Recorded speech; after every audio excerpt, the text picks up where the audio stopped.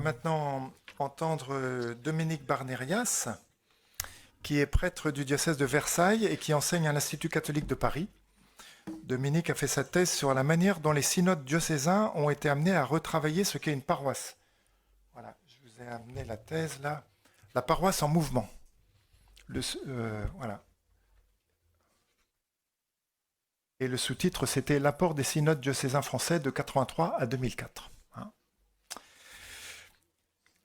Voilà. La thèse a été publiée en 2011 et Dominique Barnérias insistait sur l'importance du phénomène synodal, voilà, en disant qu'on voit apparaître ici une toute autre figure d'église que celle à laquelle on est spontanément habitué. Et récemment, il a d'ailleurs rédigé un petit manuel de synodalité. Donc on peut dire que Dominique Barnérias était en avance de plus d'une décennie sur ce qui allait se passer dans l'Église autour de l'importance de ce thème de la synodalité. Aujourd'hui, Dominique va intervenir pour situer le diaconat par rapport au ministère laïque. En effet, les ministères laïques institués, acolytes, lecteurs et maintenant catéchistes, ont été récemment remis en valeur. Et puis il y a aussi tous les laïcs qui ont une lettre de mission, sans être des ministres institués, et qui donc exercent un ministère dans l'Église. Alors comment le diaconat se situe-t-il par rapport à eux ? Voilà, parfois on entend par exemple des craintes que le diaconat cléricalise des missions qui pourraient très bien revenir à des laïcs. Alors comment envisager de manière juste cette articulation entre diaconat et ministère laïque ? Voilà. Merci. Alors je parlerai aussi en tant que pasteur parce que mon premier métier c'est d'être curé de paroisse, donc dans les Yvelines, à Plaisir, et j'ai la chance d'avoir un diacre permanent présent dans la salle également. Et donc en théologie pastorale, voilà, en étant attentif à ce qui se passe sur le terrain. Alors situer le diaconat par rapport au ministère laïque, c'est faire état en fait de deux ministères en émergence récente depuis le Concile Vatican II qui leur a donné une place reconnue, officielle dans l'Église, et donc qui a permis de passer depuis 60 ans d'une Église qui était longtemps restée monosacerdotale à une Église véritablement pluriministérielle, où d'autres figures ministérielles sont apparues. Et il y a un défi toujours à penser effectivement et à mettre en œuvre ces nouvelles figures ministérielles laïques ou diaconales, autrement évidemment que selon le modèle du prêtre, pasteur, responsable de communauté. Ces deux formes de ministère ont pris de plus en plus d'importance et d'ampleur dans la vie de l'Église et ont atteint une forme de reconnaissance suffisante et stable aujourd'hui. Et grâce à eux, l'institution se reconfigure pour faire place à de nouvelles responsabilités. Des diacres et les laïcs ont en mission aujourd'hui une légitimité qui est à la fois donnée par l'institution et qui est reconnue par le peuple de Dieu. Je vous en donne quelques exemples. La figure du célébrant laïque des obsèques est devenue majeure dans l'Église de France et généralement bien acceptée par les familles. Les conseils épiscopaux, organes de gouvernement du diocèse autour de l'évêque, regroupent très souvent maintenant des prêtres, des diacres et des laïcs. Dans ma paroisse, l'équipe d'aumônerie de l'hôpital de Plaisir, qui regroupe 1000 lits avec un hôpital psychiatrique, des foyers de personnes handicapées et âgées, est constituée d'un prêtre, d'un diacre et de 2 laïcs salariés aumôniers. Et cette équipe pluriministérielle est une véritable richesse et apporte et donne un sens à cette mission, des visages d'église différents. Et il manquerait quelque chose à cette équipe sans cette triple ministérialité. Alors il est possible de penser cette émergence des ministères ecclésiaux différenciés avec 2 catégories différentes que pour ma part il convient plutôt d'articuler plutôt que de les opposer. On peut parler, comme on vient de l'entendre, de la collaboration au ministère de l'évêque, ou bien aussi de la participation à la mission de l'ensemble de l'Église.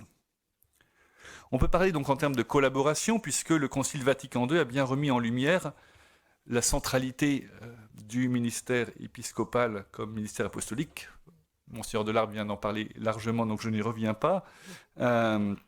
Mais aujourd'hui, si on regarde la réalité il faut bien dire que l'évêque exerce sa mission à l'aide de collaborateurs prêtres, diacres et laïcs, et qu'il ne peut se passer d'aucune de ces collaborations. Les évêques ont appris à travailler avec des diacres et des laïcs, et entre prêtres, diacres et laïcs, en fait, les responsabilités s'entrecroisent. Des laïcs et des diacres sont responsables de services diocésains, donc membres du conseil de l'évêque, proches collaborateurs, ainsi que des prêtres, mais la plupart des prêtres vont exercer cette collaboration dans la charge pastorale d'une paroisse, cellule du diocèse. Ainsi, des laïcs et des diacres exercent aujourd'hui une part de la vigilance épiscopale sur le diocèse. Et donc, il faut effectivement penser l'émergence des ministères laïcs et diaconaux et leurs relations entre eux, donc non seulement au niveau des paroisses, mais bien au niveau du diocèse et de l'ensemble des responsabilités qui s'entrecroisent entre tous ceux qui collaborent à la mission de l'Église sous la présidence de l'évêque. Et je pense qu'il est effectivement aujourd'hui aussi possible et plus juste en fait de parler de la collaboration des ministres laïcs à l'évêque, au ministère de l'évêque, plutôt comme on l'a fait longtemps que de parler de la collaboration des laïcs au ministère des prêtres. Donc de nouveaux ministères reçoivent aujourd'hui une véritable autorité de la part de l'évêque. Et évidemment, il faut aussi soigner et travailler la question des articulations variées. Voilà. Mais on peut aussi penser l'articulation des ministères donc en termes de participation à la mission de l'Église. Et on a alors une conception plus synodale des ministères, qu'il est nécessaire évidemment de mettre en lumière aujourd'hui. Au milieu du peuple de Dieu en marche, les ministres laïcs et ordonnés servent la mission de l'ensemble de l'Église, équipent les baptisés pour que chacun soit en mesure de remplir sa mission baptismale. Les ministres coagissent avec les autres baptisés, pour que la communauté ecclésiale repose de plus en plus sur l'activité diversifiée d'un plus grand nombre de ses membres. Et donc c'est sur fond de la ministérialité de l'Église tout entière, qui est sacrement de salut, qu'il faut penser les ministères. Ça signifie que tout ministre va avoir le souci d'appeler d'autres ouvriers à la mission. Et le fait d'œuvrer ensemble à la mission de l'Église crée une véritable fraternité entre les ministres divers de l'Église et avec le reste du peuple de Dieu. Donc l'émergence des ministères laïcs finalement nous rappelle que tout ministre, même ordonné, reste d'abord un baptisé et confirmé, et qu'il répond à l'appel de Dieu à la sainteté par l'accomplissement de son ministère.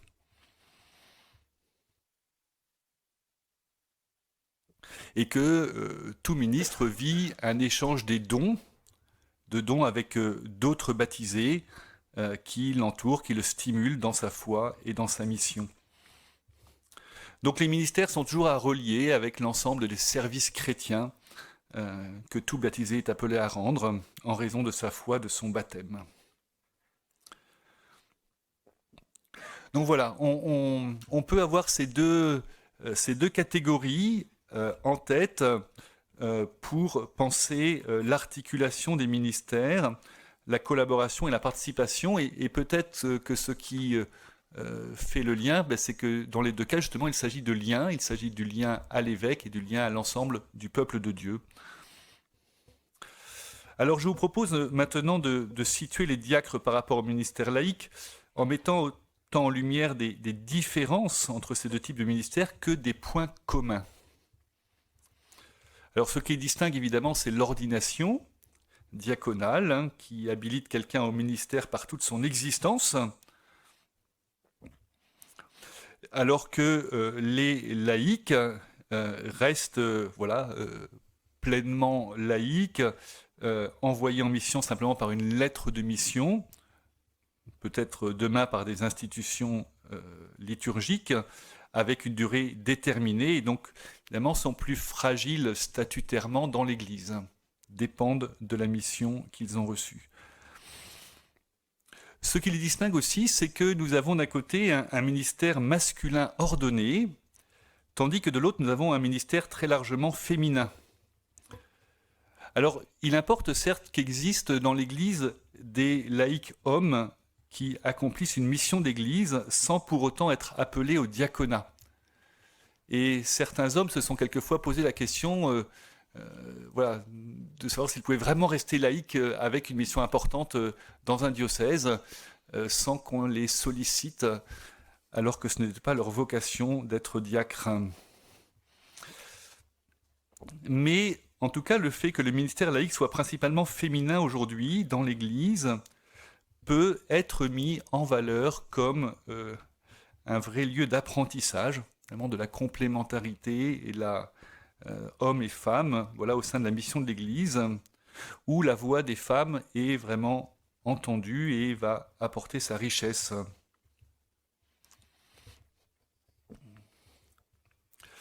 Il y a aussi des points communs entre diacres et ministres laïcs. Et un premier point, en fait, c'est par la vocation, qui est le plus souvent un appel de l'Église, qui se fonde sur la reconnaissance de capacités, de charisme à mettre au service de l'Église. Et je pense qu'il faut valoriser cette notion de vocation pour les ministères aussi bien ordonnés que laïques. On n'appelle pas quelqu'un à remplir seulement une mission, une fonction, mais on l'appelle à accomplir sa vocation de baptiser, à répondre à l'appel de Dieu. Et donc il y a une vocation au ministère de catéchiste, au ministère d'aumônier de prison, d'hôpital, de responsable de formation diocésaine. La vocation peut être d'abord un appel intérieur pressant, une nécessité qui s'impose de transmettre ce qu'on a reçu, de servir selon le charisme qui habite. Et puis elle est évidemment aussi en même temps l'appel de l'Église, de la communauté, d'un ministre, la proposition d'une nouvelle perspective qui va bousculer la personne qui reçoit cet appel. Le deuxième point commun, eh bien, c'est le style de vie. C'est que le diacre et le laïc en mission sont plus proches entre eux que le diacre et le prêtre. Voilà, la plupart des diacres étant mariés, pères de famille, ayant une activité professionnelle. On parlait à un moment, par abus de langage, des diacres laïcs, parce qu'on ne savait pas très bien les situer, pour les distinguer des clercs associés spontanément au célibat. Et ça signifie qu'il faut vivre dans les deux cas. Le ministère ecclésial en suce des responsabilités familiales, professionnelles et sociales. Certains diacres et laïcs seront salariés pour leur mission, plus rarement pour les diacres que pour les laïcs, mais ce n'est pas ce qui les caractérise d'abord. Troisième point commun, par le style des missions. En fait, beaucoup de missions d'office ou de ministère pourraient être accomplies et peuvent être accomplies par des diacres ou des laïcs. Ni les uns ni les autres n'ayant pour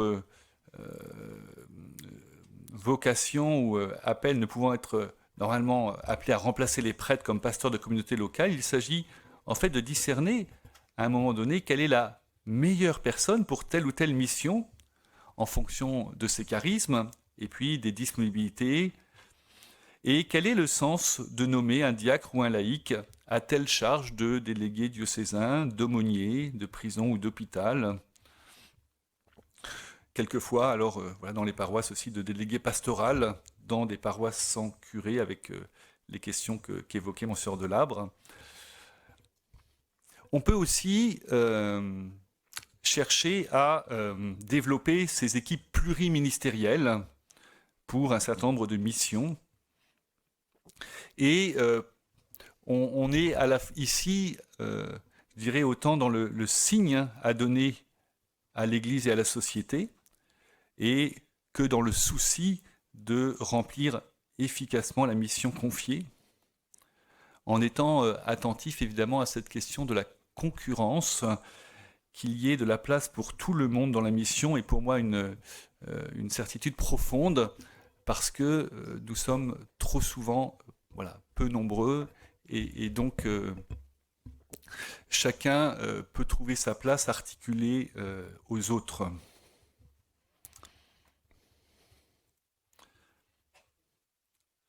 Alors une nouvelle perspective peut s'ouvrir aujourd'hui avec les ministères institués. Et je voudrais en parler maintenant. Ces ministères donc de lecteurs, d'acolytes et de catéchistes, si l'Église de France se décide à les mettre en œuvre, voilà, comme le pape nous le demande. Donc ces ministères ont été ouverts, enfin, de nouvelles perspectives sont ouvertes par les 2 motu proprio, Spiritus Domini du 11 janvier 2021 sur l'ouverture aux femmes des ministres laïcs, des ministères laïcs de lecteurs et d'acolytes, et Anticum Ministerium du 10 mai 2021 qui crée le ministère de catéchistes, ministère institué de catéchistes. Alors ces ministères institués, ils offrent de nouvelles possibilités de reconnaissance institutionnelle et de développement vocationnel des ministères laïcs. De nombreux chrétiens qui exercent déjà des responsabilités en Église, des ministères, pourraient être institués, donc en reconnaissant un lien particulier entre la personne et sa mission. C'est bien une personne qui est instituée. Ministre, en rapport avec une mission qu'elle aura à exercer, et l'institution au ministère est en fait un sacramental, une bénédiction, et donc une force de Dieu qu'elle reçoit pour accomplir un ministère qui demeure cependant fondé sur la grâce du baptême. Alors il faut discerner et appeler des personnes qui ont une vraie passion pour l'Évangile, qui sont prêtes à se mettre au service de l'Église, des personnes aussi signifiantes, des passeurs d'Évangile. Il s'agit de reconnaître le charisme d'une personne et sa disponibilité à se mettre au service de l'Église. En confiant un ministère institué, on n'offre pas seulement une reconnaissance ecclésiale, on appelle aussi le ministre à vivre sa mission dans toute son existence, comme le met en lumière par exemple la prière de bénédiction du rituel de l'institution des lecteurs. Je la cite, « Qu'ils se nourrissent de ta parole et qu'ils se laissent former par elle et l'annoncent fidèlement à leurs frères. » Donc d'abord se nourrir, se laisser former et l'annoncer. Et le rite donc consiste en la transmission du livre de la Sainte Écriture avec ces mots « Transmettez fidèlement la parole de Dieu, qu'elle s'enracine et fructifie dans les cœurs. » Donc on ne transmet pas seulement le lectionnaire, mais bien la Bible, parce que c'est toute la parole de Dieu qu'il s'agit de vivre et d'annoncer. Alors un certain nombre de personnes pourraient être instituées aujourd'hui. On pourrait instituer lecteurs, des animateurs bibliques, des laïcs en charge des obsèques, qui sont amenés à commenter régulièrement l'Évangile, d'autres prédicateurs laïcs à qui on reconnaîtrait un charisme.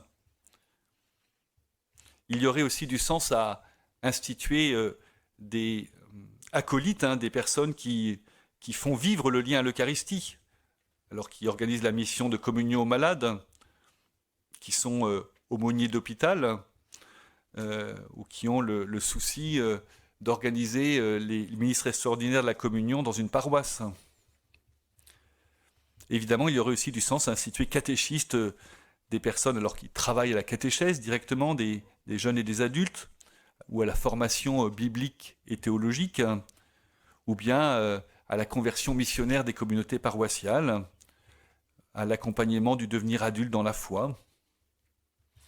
À chaque fois, il ne s'agit pas d'instituer évidemment tous les ministres de l'Église, mais de reconnaître des charismes et une personne dans un ministère. Le fait d'appeler et de discerner ces ministres laïcs institués élargira en tout cas la possibilité des appels en Église et invitera un discernement nouveau. Et ça me semble bien dans le sens de ce que le pape, ce à quoi le pape nous appelle dans la synodalité. Il s'agit de mettre plus clairement la pluriministérialité en lumière. Et puis, se donner une liberté de discernement, à la fois aux pasteurs, pour les pasteurs et les baptisés. Peut-être que certaines personnes qui pensent au diaconat pourraient être plus à leur place, en fait, comme ministère laïque institué. En tout cas, voilà, ça élargit la diversité, et je crois que c'est bon pour l'Église. Ça donnera aussi une autorité, une cohérence nouvelle à certaines missions de baptisés. Il me semble, en conclusion, que l'Église doit continuer à faire preuve de créativité concernant les ministères. Elle l'a fait déjà autant par la manière dont elle a développé le diaconat, qui n'était pas, tout n'était pas écrit au moment de Vatican II, et elle doit continuer à le faire face aux nouveaux défis, aux nouveaux scénarios de la culture contemporaine, comme le dit le Directoire pour la catéchèse. Voilà. Et je pense que c'est vraiment une chance aujourd'hui pour le diaconat que de vivre au milieu de cette Église pluriministérielle, dans de multiples réseaux de relations avec ces ministres laïcs et les autres ministres ordonnés. Voilà. Merci de votre attention. Merci.